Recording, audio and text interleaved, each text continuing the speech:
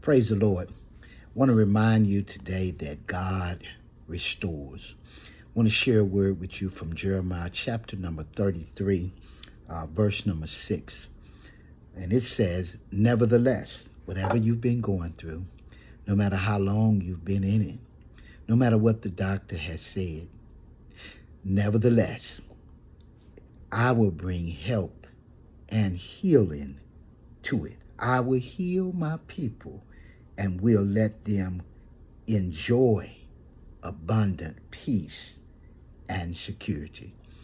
God promises four things: health, healing, abundant peace, and joy. Security. Listen, our joy comes from health, healing, peace, and security. That's what God promises us. Get ready for your blessing. The Lord is getting ready to restore you. God bless you.